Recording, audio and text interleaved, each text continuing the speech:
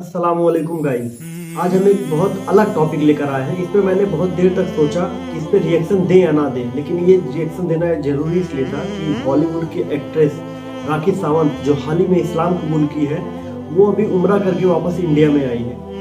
तो वो आप सबको पता है कि वो बहुत ज़्यादा विवादों में रहती है, क्योंकि उसके पास कोई काम धाम है नहीं और न्यूज़ में रहने के लिए कुछ उसको ऐसा करना है जिससे वो न्यूज़ में बनी रहे। और यही सब करने की वजह से वो अभी इस्लाम कबूल की है और अपना नाम जो है फातिमा बता रही है। तो आइए इसको देखते हैं कि क्या सच है क्या झूठ, क्या वो पब्लिसिटी स्टंट के लिए उम्रा करने गई थी या सच में उसने इस्लाम को कबूल कर लिया है। इसका एक्सप्लेन कर रहे हैं आज हंसी टीवी। आइए साथ में मिलकर देखते हैं। चैनल पे नए हैं तो चैनल को सब्सक्राइब जरूर करें। अस्सलामुअलैकुम दोस्तों, मेरा नाम है वालेकुम असीम अस्सलाम। शफ़क़त और आप देख रहे हैं हंसी टीवी। इस वीडियो को बनाने से पहले मैंने बहुत सोचा कि क्या मुझे इस टॉपिक पर या इस बंदी पर कोई बात भी करनी चाहिए कि एक बंदी ने अभी अभी इस्लाम कबूल किया और हम उससे वो सब एक्सपेक्ट कर रहे हों जो कि एक मुसलमान घराने के अंदर पैदा होने वाले शख्स से करते हैं। मशहूर इंडियन एक्ट्रेस और डांसर राखी सावंत, जिसने इस्लाम कबूल करने के बाद अपना नाम फातिमा रखने का ऐलान किया और इस वक्त ये उम्रा करने के लिए सऊदी अरेबिया के अंदर मौजूद थी, अब हाल ही में इंडिया वापस आ चुकी है। सऊदी अरेबिया से टाइम टू टाइम इसकी वीडियो सोशल मीडिया पर मुसलसल पोस्ट हो रही थी। सब लोग जानते हैं कि ये बंदी कितनी बड़ी अटेंशन सीकर है। हर वक्त मीडिया के अंदर रहने के लिए और स्कैंडल बनाकर मशहूर होने के लिए ये कई तरह की वाहियात, बचकाना किस्म की हरकतें करती रहती है, जो कि हम सभी लोग जानते हैं। फातिमा यानी राखी सावंत के मुताबिक इसने आदिल खान दुरानी नाम के एक मुसलमान लड़के से शादी की थी। इसका सेक्सुअल अफेयर था इस लड़के के साथ शादी से पहले भी। शादी के पहले इसने आदिल से प्यार की वजह से इस्लाम भी कबूल कर लिया और कुछ ही दिनों के बाद इन दोनों के अंदर अलहदगी हो गई। अब इस सेपरेशन की वजह क्या थी, इसको लेकर इन दोनों के बिल्कुल अलग अलग मौक़िफ़ हैं। राखी यानी फातिमा का कहना है कि आदिल ने सिर्फ बॉलीवुड के अंदर एंट्री लेने के लिए इसे इस्तेमाल किया, इसके पैसे को उड़ाया, इस पर तशद्दुद किया, इसे चीट किया। वो पहले से शादीशुदा था। मेरे साथ मतलब पूरा होने के बाद इसने मुझे तलाक देकर छोड़ दिया। इसके घर वालों ने मुझे कभी भी कबूल नहीं किया। जबकि आदिल का कहना है कि हम दोनों के दरमियान शादी के बाद से ही मामलात अच्छे नहीं थे। मैंने ये ताल्लुक़ ख़त्म करने के लिए तलाक का कहा तो उल्टा राखी ने मुझ पर तशद्दुद किया और मुझसे शादी के वक्त भी ये किसी रितेश नाम के लड़के से पहले से शादीशुदा थी। देखें, अब इस तमाम कहानी के अंदर सच्चा कौन है और झूठा कौन, हमें इससे कोई मतलब नहीं है। इनकी पर्सनल लाइफ है। हमारा कंसर्न ये है कि इस्लाम लाने के बाद राखी सावंत ने, जिसे बॉलीवुड के अंदर ड्रामा क्वीन कहा जाता है, क्या ये इस्लाम को सिर्फ एक पब्लिसिटी स्टंट के लिए इस्तेमाल कर रही है या फिर वाकई ये दिल से इस्लाम कबूल कर चुकी है? क्योंकि इस बंदी की हरकतें आपको कंफ्यूज कर देंगी कि मीडिया के अंदर तो एक तरफ ये कहेगी कि इस्लाम बुरा नहीं है बल्कि आदिल जैसा मुसलमान बुरा था, मैं तलाक के बाद भी मुस्लिम हूँ, तो दूसरी तरफ इस्लाम लाने के बाद भी वही वल्गर लाइफस्टाइल, हिंदू मंदिरों के अंदर जाकर पूजा करना, दरबारों पर जाकर चादरें चढ़ाना, खाना काबा के सामने जाकर रोते हुए ये वीडियो डालना कि आदिल ने मेरी ज़िंदगी ख़राब कर दी है, मुझे इंसाफ चाहिए, ये ड्रामा करके पूरी दुनिया को रोते हुए दिखाना। मस्जिद नबवी में लोगों के साथ सेल्फियां खिंचवाना जैसे कोई बहुत बड़ी मुस्लिम रोल मॉडल हो, यानी मुस्लिम ऑडियंस से हमदर्दियां समेटना। इन दोनों चीज़ों के दो रुख हो सकते हैं। एक तो ये कि जानबूझकर इस्लाम कबूल करके पब्लिसिटी स्टंट करके ड्रामा करके ख़बरों के अंदर इन रहना चाहती है, क्योंकि तलाक के बाद इसके पास कोई टॉपिक ही नहीं बचा। और बॉलीवुड का जो भी बंदा ख़बरों से या फिर न्यूज़ से आउट हो जाए तो उसको कोई बॉलीवुड के अंदर पूछता भी नहीं है। इन्हें इनकी मशहूरी के हिसाब से मुआवजा मिलता है।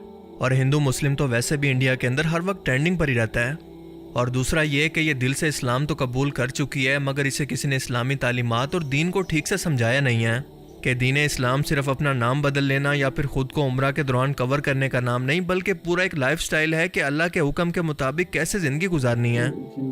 बॉलीवुड की कई मशहूर शख्सियात ने इस्लाम कबूल किया और कई पहले से मुसलमान थी, मगर जब इनको हिदायत मिली तो उन्होंने ना सिर्फ इस इंडस्ट्री को छोड़कर अल्लाह के रास्ते पर चल पड़ी, बल्कि पीछे मुड़कर भी कभी नहीं देखा। पर मैडम को दोनों कश्तियों के अंदर सवार होना है, दोनों तरफ के मज़े लेने हैं।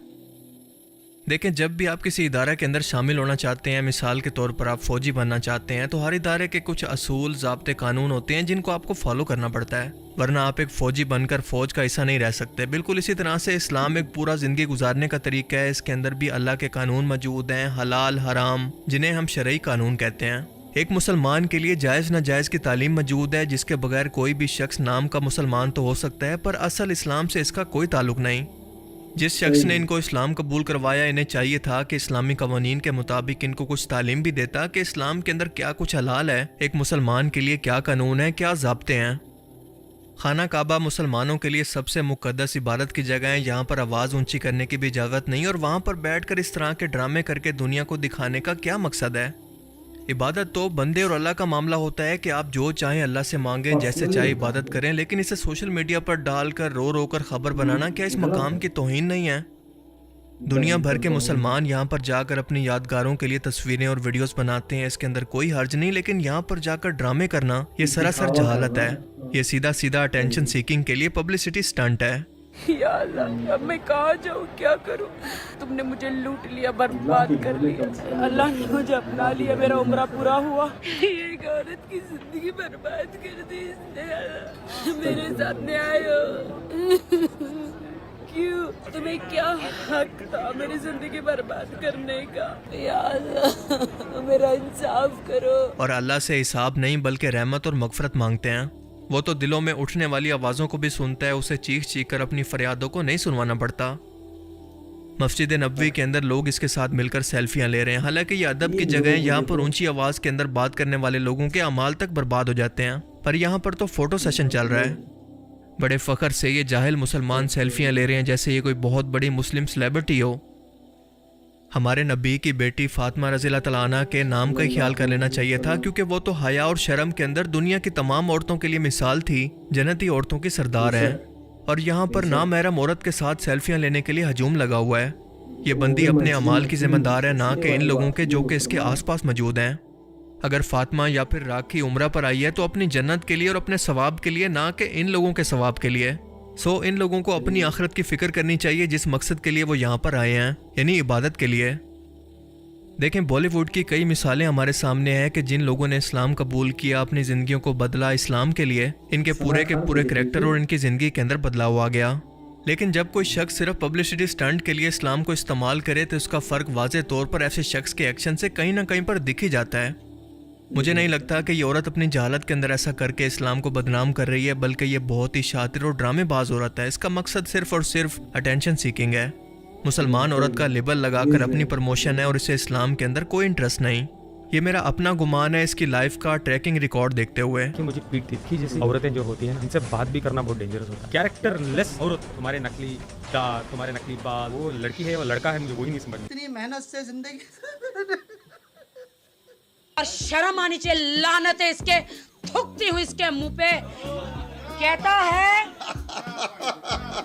बिग बॉस जाना है, उसके एकता कपूर जी के शो में जाना है, उसे स्टार बनना है, 1 रुपया लेकर नहीं। आप फुकरा भिखारी नल्ले, तेरी तरह नहीं हूँ। राखी ने मुझे पब्लिसिटी कुछ नहीं दी है, मैंने राखी को पब्लिसिटी दी है, और राखी ने मुझे बदले में से बदनामी, जेल, कोर्ट कचहरी, बर्बादी, मुझे लूटा है, मेरे पैसों को मिसयूज किया। Forget it about that. I'm a Rakhi Sawant, the dashing Mardani, you know. Just forget about that. Me, I'm a biggest.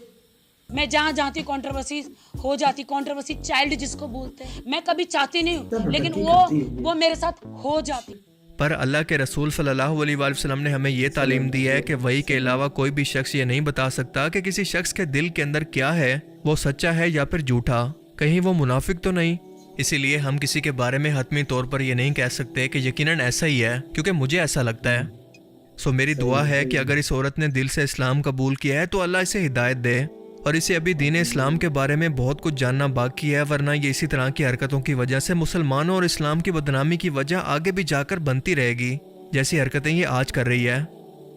पर हमारे लिए इसे डिस्कस करना क्यों ज़रूरी है? क्योंकि इस तरह के पब्लिक सेलिब्रिटी नौजवान नस्ल के लिए मोटिवेशन होते हैं। अगर आज ये ऐसा कर रही है तो कल कोई और लड़की भी बिल्कुल ऐसा ही करेगी, क्योंकि उसके लिए ये कामयाबी का शॉर्टकट होगा और फिर ये सिलसिला चल निकलेगा। ऐसे लोगों की पहचान करना बहुत ज़रूरी है। बाकी आप इस बारे में क्या सोचते हैं, अपनी कीमती राय का इज़हार कमेंट सेक्शन में ज़रूर करें। Thanks for watching this video. अल्लाह हाफिज़। अल्लाह हाफिज़। तो आपने देखा, सबसे मैं इस वीडियो में एक क्लिप देख के बहुत शौक लगा कि मदीना में मस्जिद नबवी के बाहर जो मुसलमान लोग हैं वो सेल्फी ले रहे हैं, वो भी किसके साथ? इस औरत के साथ जो कि इतना बदनाम है। रसूल पाक सल्लल्लाहु अलैहि वसल्लम उम्मती कहाँ जा रहे हैं? कुछ तो सोचो मेरे भाई। गए हो आप लोग उम्रा करने, हाँ, मस्जिद नबवी ऐसी पाक ज़मीन पे जहाँ पे आवाज़ भी ऊंचा रखने की इजाज़त नहीं है, आप वहाँ पे गैर महरम के साथ आप सेल्फी ले रहे हैं। अस्तगफिरुल्लाह, अस्तगफिरुल्लाह। खैर, आपका विज़न क्या है राखी सावंत के लिए, जो कि अब फातिमा हो गई है? इसके आपका रीज़न क्या है? क्या ये पब्लिसिटी स्टंट कर रही है? हम लोग तो किसी के दिलों की बात को जानते नहीं हैं, लेकिन जो उनका पिछला रिकॉर्ड है, तो जैसे कि हंसी टीवी ने बताया कि उनके पिछले रिकॉर्ड को मद्देनजर रखते हुए उन्होंने अपनी ये बात कही, तो मैं भी इनकी बात से एकदम पूरा मुत्तफिक हूँ। अगर आप इस वीडियो को देख के आप क्या समझे, क्या सोचते हैं, आप अपना राय जो है कमेंट में दे सकते हैं। बाकी अगर आपको हमारा वीडियो पसंद आ रहा है तो चैनल को सब्सक्राइब करिए, वीडियो को लाइक करिए। मिलते हैं इंशाल्लाह नेक्स्ट वीडियो में, तब तक के लिए अस्सलाम वालेकुम।